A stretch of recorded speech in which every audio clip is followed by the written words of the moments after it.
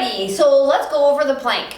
Let's understand more about the core face down, since we've already learned about everything face up. When we think about our low back, right here, this is what is our greatest concern right there. And what happens is if we release, we're going to have extra undue pressure on those low vertebrae. We want to tuck those under. So when I say tuck, I'm referring to these glutes here. Notice when I squeeze my glutes, I have the small shift in my legs. You try it.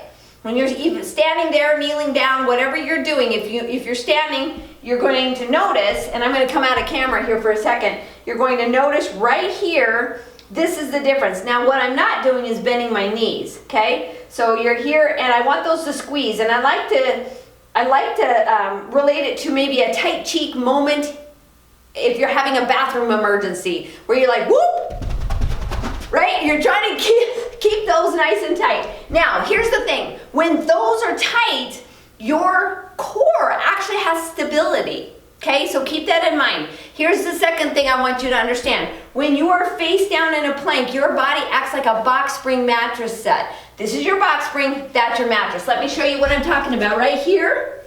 Box spring, mattress, okay? If the box spring doesn't do its job, what happens? Exactly, the mattress sags, okay? So notice here, I have a lot of control in my shoulders too. So push away from the ground, squeeze your glutes, that's released, that's tight.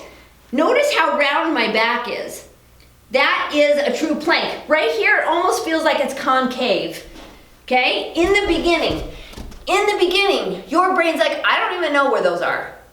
In the beginning, it's gonna be like, I can't feel anything, it just feels hard. That means you're doing it right. If you're sore the next day, you'll go, oh, I actually did use them. If you're not sore the next day, let's do it again. Do it again, do it again, do it again. It's a practice, right? So your goal is to practice using these muscles, and in the beginning, your brain might be, I don't know where to find those. Keep squeezing here. You should feel a tightness right here, okay? And then when you come down, you want a nice flat back right there. You don't want any arching. You don't want any sagging, okay? If it starts to feel like this, you've probably gotten a muscle failure. Take your rest, sit up, reset, practice this motion of tucking those hips, right? And then come back to it. Squeeze the glutes, head is in neutral, push away from the ground, and you want to make sure that shoulder's right on top of your elbow. We don't want any of this. That's too hard. Don't do that to yourself. Walk forward and make sure you're on the balls of your feet. We're not trying to balance on our tippy toes, right? This is how you do a plank. And if you do it correctly, you'll use 10 times the muscles that you've ever used before in your life. It will be super intense, and you will need to take a rest after just a few seconds, okay? Don't expect to be able to hold a plank for 3 minutes, 5 minutes, right? Maximum strength, doing it correctly with all 200 muscles on board, is about 3 minutes. That's it. So you're not trying to hold it forever. You're trying to go, oh my gosh, that's making me shake. If you're trembling, if this is happening and you like start to feel the shake, you're actually doing it right. Those are your fast and slow twitch muscles learning to play nice on the playground.